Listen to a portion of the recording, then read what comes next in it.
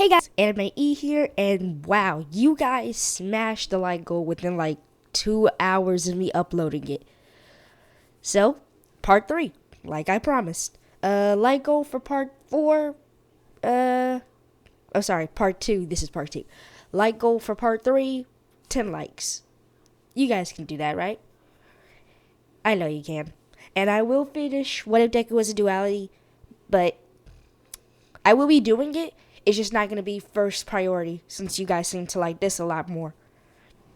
Now, from now on, Deku's energy dragon is going to be named Jade, thanks to commenter Avian Love. And also, if you're wondering, yes, I will reveal the quote-unquote beautiful person that Izuku was talking to and fell in love with in this episode. And you guys will not expect it.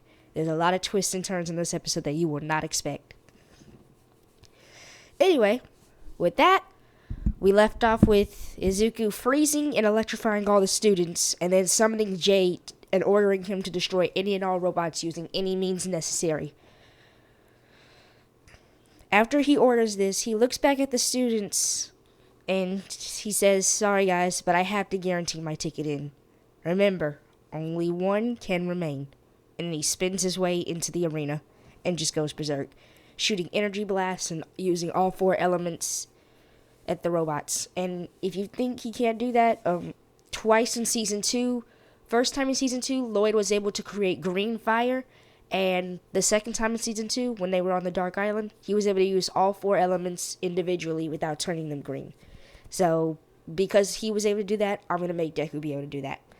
Simple. Okay? Now, he releases the students eventually because what he did to keep the students from breaking out is that he would constantly freeze and electrocute them using Jade. Jade was on standby, constantly freezing and electrocuting them. So after Izuku went berserk, he tells Jade to let the students free, and he goes to them and says, "Good luck, you only have 10 robots left." And the rest of the students just scramble to get any points they can. Now, they will have to retake the test because, well, Principal Nezu and all the other pros saw this, and they were like, "We're going to have to let these kids retake the test." So they get to retake the test basically the next day, but that day will be a weekend. So yeah, they get to retake the test, so everybody still gets in, except Deku gets in with like a huge new record. Now, while the rest of the students are just completely scrambling, Izuku is on Jade, flying above, just observing the students and saving any of them if they get in trouble. So the Ochako situation never happens because he saved her way before the 0-point robot came out. However, when the 0-point robot did show up, Izuku and Jade rushed to try out their new move. It's called Exploding Dragon. So what he would do is he would summon Jade and rush towards whatever danger, and then at the last moment he would hop off and let Jade use as much elemental energy as possible before he crashes into the object. And when he crashes, he's supposed to explode in a ball of energy. Boom. He calls it Dragon Rush. Well, Exploding Dragon Rush. Alright, so when that's done, he walks. We're going to skip forward to first day of UA. Deku is outside Class 1A, hoping that the beautiful person he saw is there, and they are. He immediately goes to him and says, "Hi, my name is Izuku Midoriya. You probably remember me from exam day, but I forgot your name." The person then responds with, "Oh, hi Midoriya. My name is Shoto Todoroki." Okay, now I might need some explanation for this. Number 1, Deku's bisexual in this. Don't ask why, I'm just because. Why not? 2, I'm trying to experiment with gay ships just to see how they work. I personally don't have a problem with gay ships, so I'm just trying to see how this one works. And 3, goes with 2 a little bit. The reason why he's so attracted to Todoroki, well, 1, because of the bisexual thing, and 2, he sort of sees Todoroki as like an elemental master. Remember, he learned all of his quirk from watching the show. So when he sees someone being able to use ice and fire, that kind of interests him. So, yeah, he thinks he's an elemental master, but more like a fusion of one since he can use fire and ice. And he thinks it's so cool that someone else can have two elements and not be the Green Ninja. So he's interested in this quirk, plus he's bi, and y'all can't say Todoroki's not looking good. No homo though. No homo. So yeah, with the combination of those things, Deku's attracted to Todoroki. So yes, this will be a gay ship for the rest of the series. I don't know what to say. I guess deal with it or leave. Okay, back to the story. So they talk. Deku shows off both his fire and ice, and even turns them green. Basically, all turning them green does is it costs a little bit more energy, but it makes them just a bit more powerful. So, where was I at? Oh yeah, Aizawa pops up and explains the quirk apprehension test. They all go outside and Deku aces everything. Sorry guys, my mom came in the house. Alright, back to what I was saying. Deku aces everything in the test. He aces the strength test because of the earth element. Like I was saying, he passes because of the strength he got from the earth element. That's how he passes the strength test. Remember, Cole in the series has super strength thanks to the earth element. He has super speed thanks to the lightning element. So, it's not super speed to where you can notice it. You just think like, man, that guy's like Usain Bolt. So, he passes because of that. Aces that.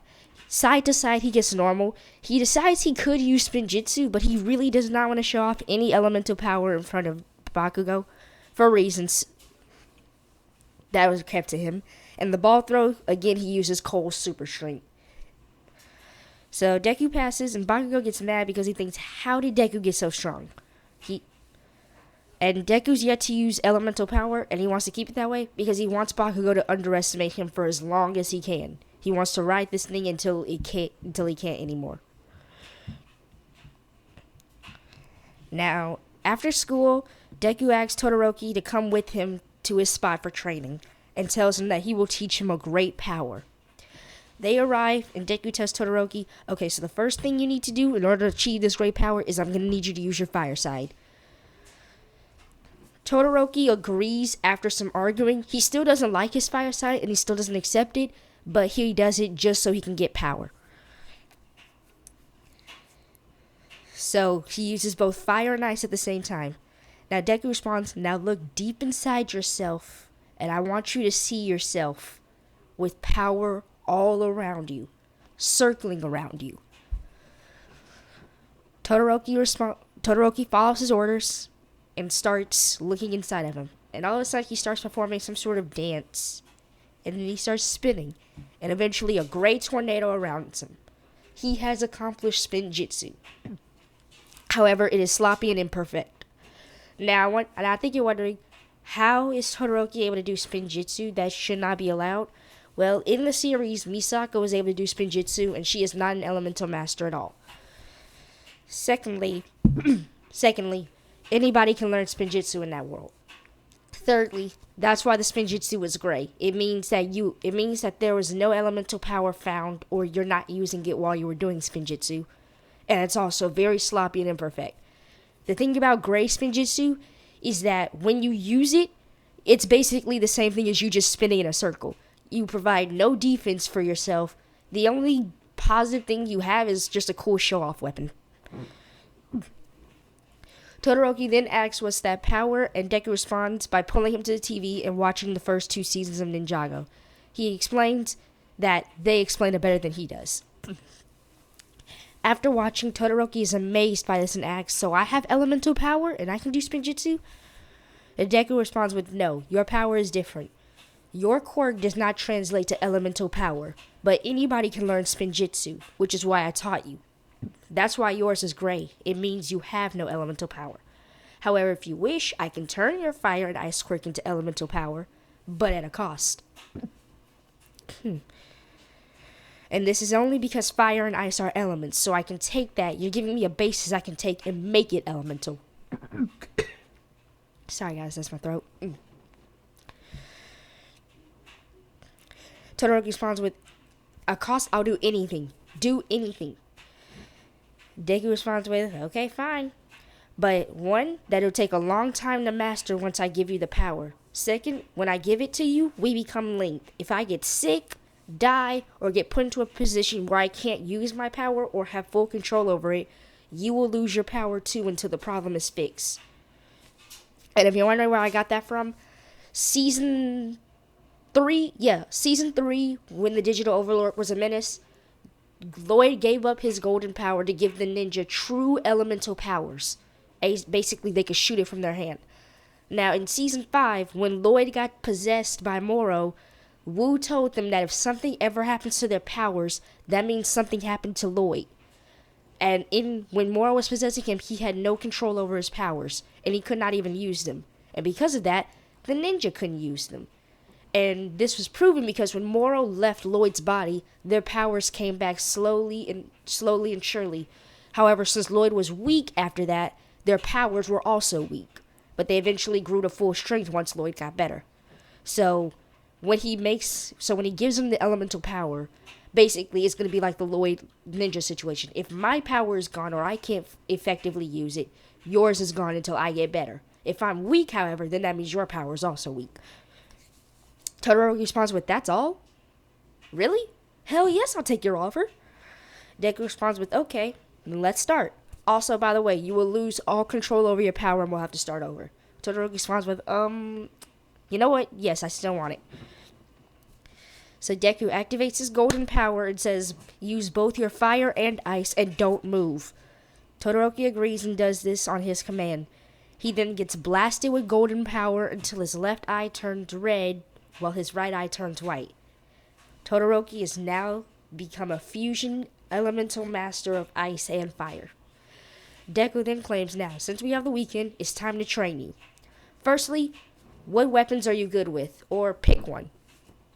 Todoroki then responds with a katana or a sword. Deku then responds with, "Gotcha." And he enters golden mode and basically crafts the sword of fire, but makes it to where it can also use ice. He calls it the Sword of Water, since fire and ice make water. He hands to Todoroki the golden weapon and says, "Before you master Spinjitzu, you first need crutches. You no longer have full control over your elemental power anymore. All of it's been reversed. You have to learn again, only this time through other means. First, you must learn to channel your power through the golden weapon and then your hand." Todoroki accomplished this and is able to perform a mastered Spinjitzu than before. He's able to control his Spinjitzu and channel his energy through the golden sword by the time the weekend is up. Now, I know this took Deku literally years, but because Deku was training him, and since he's been through it, he knows all the cheat codes, the shortcuts, everything. So Todoroki's getting trained a lot faster. Plus, Todoroki's had this power all his life, so it's a lot easier to start getting back into the hang of it. The only difference is he can't shoot it out of his hand anymore. Instead, has to channel it through the golden weapon. Alright, so all this is done. He's able to master his Spinjitzu and channel his energy through the golden sword by the time the weekend is up. The Sword of Water. Alright. So overall, this training, they bonded so well that on Sunday, they both asked each other out, since now they're linked. Alright, moving on to the hero versus villain practice. Todoroki and Deku versus Bakugo and Ida. Todoroki freezes the ground and the walls by stabbing the Sword of Water through it and, releasing ice, stopping everyone in their place. They both get to the top and win easily. Deku did this without using his power because he wanted to make sure that Bakugo still thinks he's quirkless. Now, between the end of that and the beginning of the USJ arc, Todoroki has mastered Spinjitzu, and he has also mastered his golden weapon. However, he still needs to channel his elemental power through it since he can't really, channel it through his arms yet. He has also mastered one martial art fighting style, making him a true ninja at this point. Oh, also, Deku throughout that time when they went to UA, they got new ninja costumes. Deku got his kimono. He got a sort of armored kimono. Not a kimono. Yeah, the armored kimono. Like the ones they wore in season 4, season 3. I know it was a season where they wore kimonos. I just can't remember. But basically, yeah.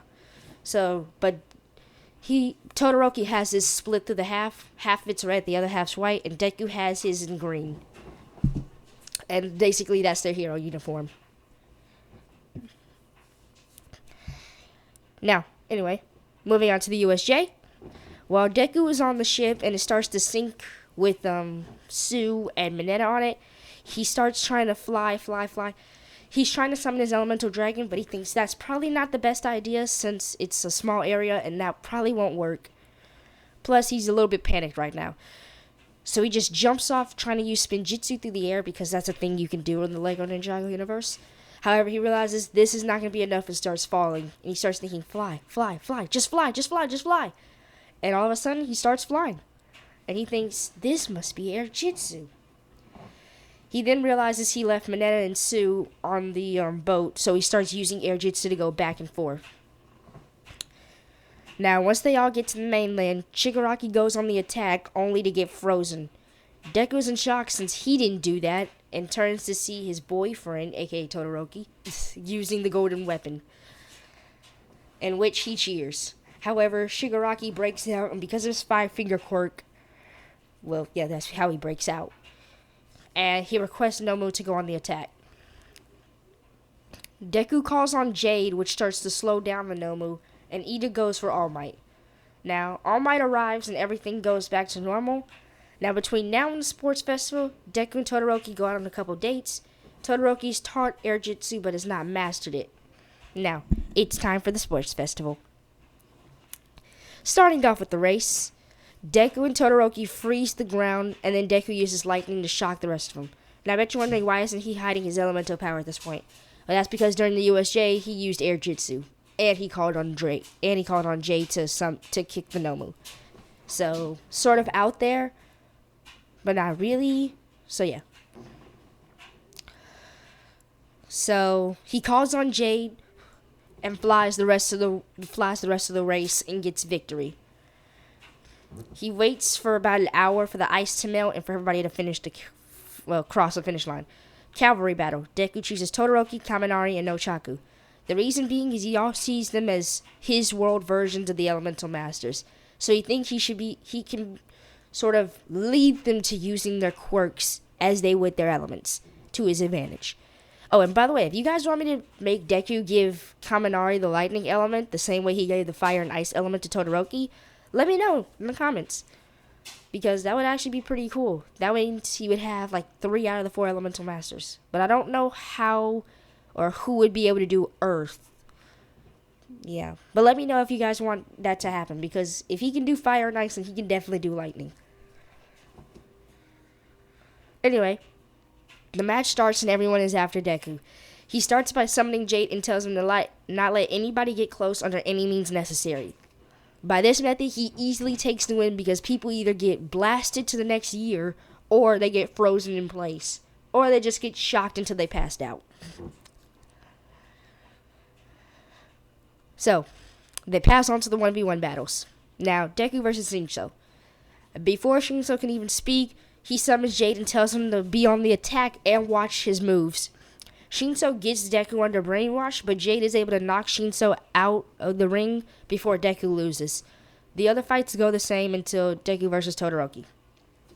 Now Todoroki goes on the attack on and on about how he will only win using ice, even though he uses fire only for training and when absolutely needed.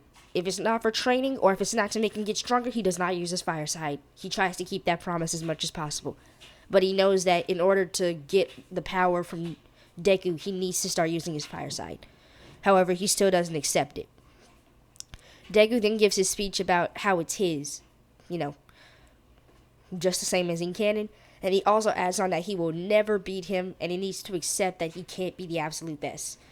You gotta remember, these are coming from Deku because he did give Todoroki his elemental power. And he still has 3 more that Todoroki does not have access to. So, yeah. Now, once those words hit Todoroki and just start moving about in his mind, and he starts to accept it, he starts to calm down, float while glowing.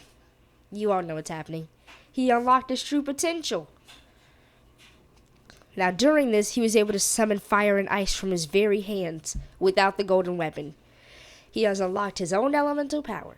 And if you think, that's not how it's supposed to go, well, during both Kai and Zane's, they were able to use elemental power without channeling it through the golden weapons. So that's how I'm doing it. Alright. Now, still in his little glowing phase, he starts performing a ritual that seems to be drawing a creature. Everyone is confused except Deku, who understands what's happening right now. All of a sudden, a creature made of ice with flaming teeth, flaming wings, appears. And a flaming mane appears. Todoroki has unlocked and summoned his elemental dragon. Anyway, that's all for today's video, guys. Remember, part 3 needs 10 likes. Alright, that's the like goal for part 3. 10 likes. I know you guys can do it because you hit that same like goal within 4 hours of me posting the video. Alright, also comment and let me know if you want Kaminari to go through the process to become the elemental master of lightning. That would be a really cool thing, and that would actually help Kaminari, since his quirk does make him stupid if he uses too much lightning, which can remove that while also giving him more power. I don't know anyone in Class 1A that has an earth quirk. I looked it up. No one really has anything close. The closest would be Kirishima with his hardening quirk, but that's a huge stretch. But yeah, let me know if you guys want Kaminari to become the elemental master of lightning. Please. It's something that I would not mind doing. It will most likely happen after the sports festival during the hero studies. Alright, now with that out of the way, like, comment, subscribe, and I guess I'll see you guys next time. Anime E, signing out. Bye!